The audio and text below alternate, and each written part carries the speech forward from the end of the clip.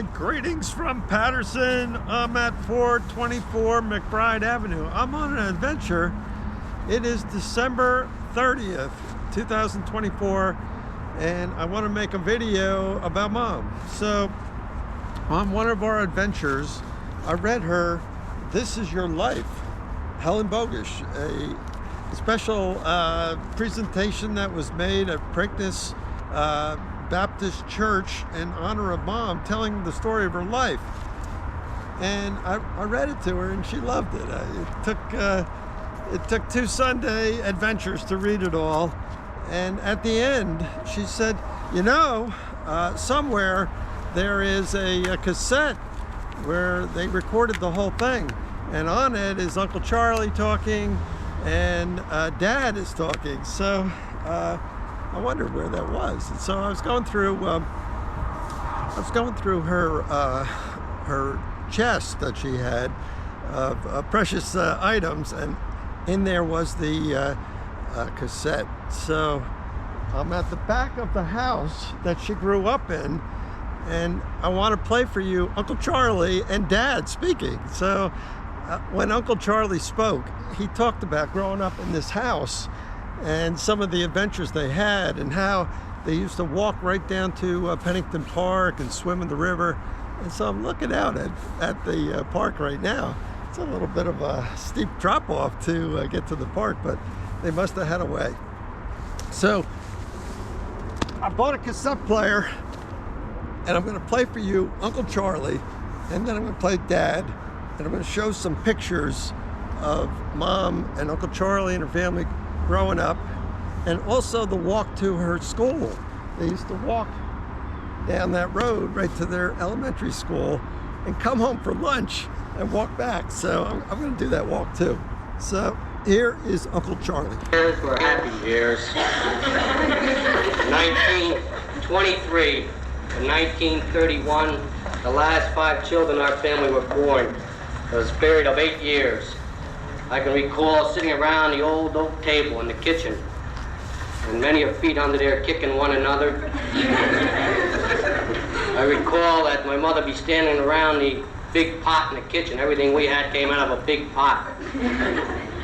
We used to have the Franks and sauerkraut, the big Irish stew, that beef barley soup with that shin bone. And geez, I remember back those casseroles of those dried baked beans you soaked overnight with the pork chops. And we always made those big casseroles of rice pudding for dessert. Helen was a little slower than the rest of the family. She kind of wanted to always save everything to the end, the good thing. She was that type, you know, if they said there was a robin outside, she'd look and she'd probably lose her cookie, the ration for the day. We always had animals around the house. We had the one big cat, Tomcat, who had one eye, tail gone, and this cat had more fights than Joe Louis. I remember the big dog we had, Old Harry, who stood just to the height of the table.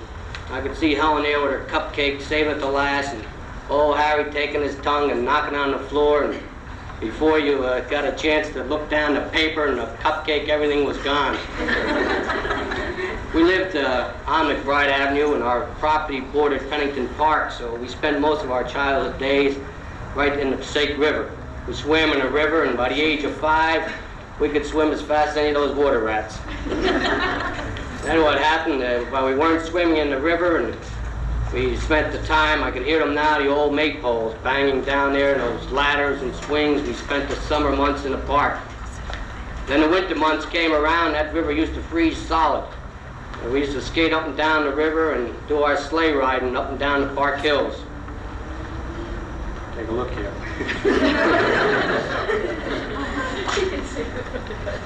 And our other outings, well, we had those big outings. Our oldest brother's the only one drove in the house. My father never wanted to take the chance. So we'd have that big outing down to Seabright. We'd get down to Seabright once a year, and then in the fall, we'd take that ride up to old Delaney's Pond, back up behind the mountains there in Picatinny Arsenal.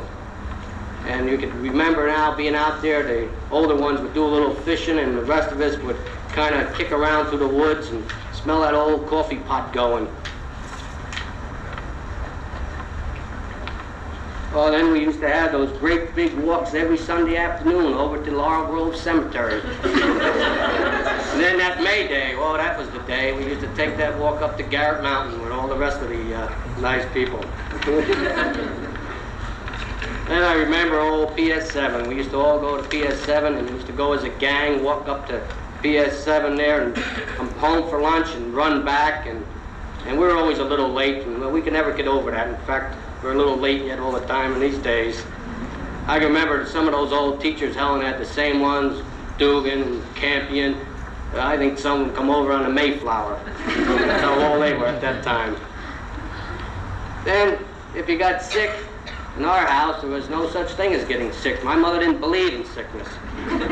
So if you did get sick, if you had a little ache and pain, the first thing you'd want to do was get that hot cloth, open up all the pores, put that Sloan's liniment on there, and that would do the trick.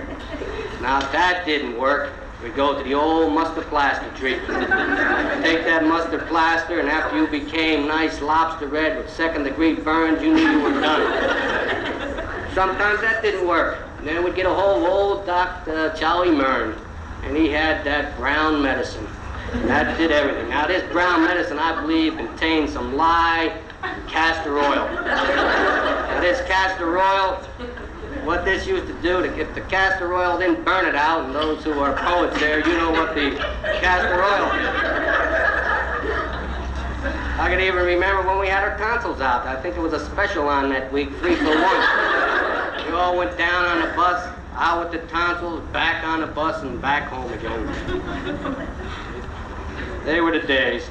I remember sleeping in the attic. We used to sleep up in that open attic. Oh, that was the place. The wind used to whip around through the eaves there in the old brass bed.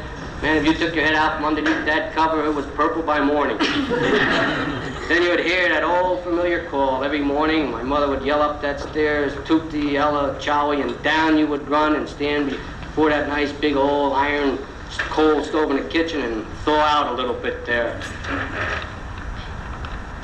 Gotta go back here and read a little bit. Oh, then Saturday night was that big deal, the bath night. Oh, man, we'd take that big pot, that pot that we did all the cooking in, that heated up the water for the bath. That pot was also used to boil up the clothes to wash them on a hand washer. So that pot would heat up the water, and at that time, the 5 of us that were the youngest, man, by the time you were the last one, you got cold water and muddy water, because we didn't throw the water out. In fact, I don't know, I think many times you all took baths together. I think Helen took her first bath when we were alone when she was 16.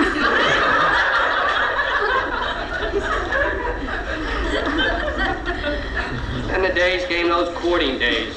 Oh, boy, they were the days. I remember those fellas that used to come around, the can kicker, used to like to kick the cans up and down the street. Then I think there was that ukulele player that come around. Boy, we had tomcats coming from all over. And I remember going back, putting the signs up in the window, everybody gone to the country when they'd show up, or putting the records on, get out of town before it's too late. And then you know how it is, when you get to that age, you want to have the music all low, and Helen had that nice appropriate music on, and I kind of set the thing up a little ahead of time, put a couple of those records in, like I Love You Truly, and Because we thought maybe Helen was going to be left. We kind of worked our way on that. Helen and I had a very close relationship. We worked together at our brother's plant afterwards, and I can recall those trips to Broadway Express from Patterson to Hackensack. We were always late. We were always rushing. We'd always get there late. So we spent the time working with my brother there, and then that year, 1953, that big year, we both went the same route. First it was the engagement ring, then it was the wedding ring. Ever since, it's been the suffering. So I really have followed Helen through the West Side Church and through First Baptist Church and now up here, and I've always been really proud of what she is doing. And I know that with her God-gift talent that she has received, that she has served the Lord, and we really feel proud of her here tonight. I made it to school number 7, Mom's Elementary School. It was a pretty good walk. It's about 8 or 10 minutes to get here from her house. And she went home for lunch every day and back. 10-minute walk. But it didn't leave much time to eat. So I'm gonna walk around a little bit. Looks like the school is still in use. School number 7. Here we are.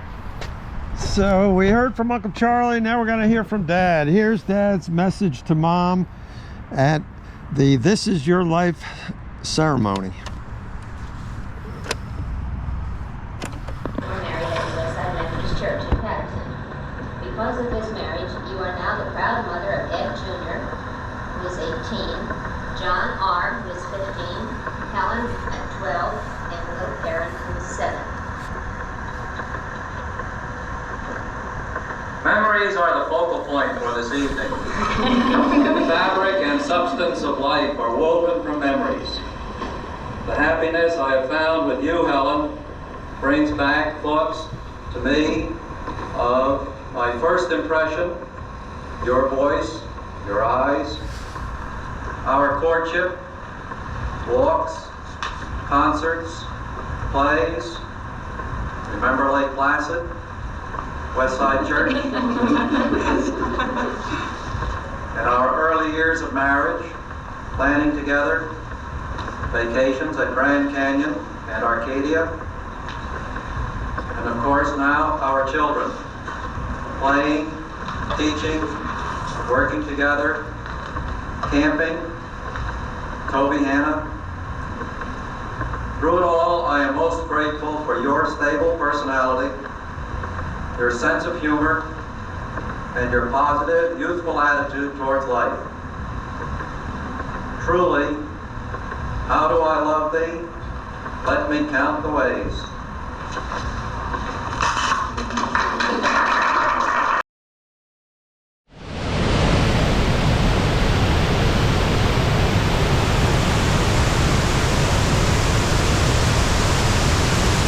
So I made it to the Great Falls of Patterson, not far from Mom's house. Really spectacular.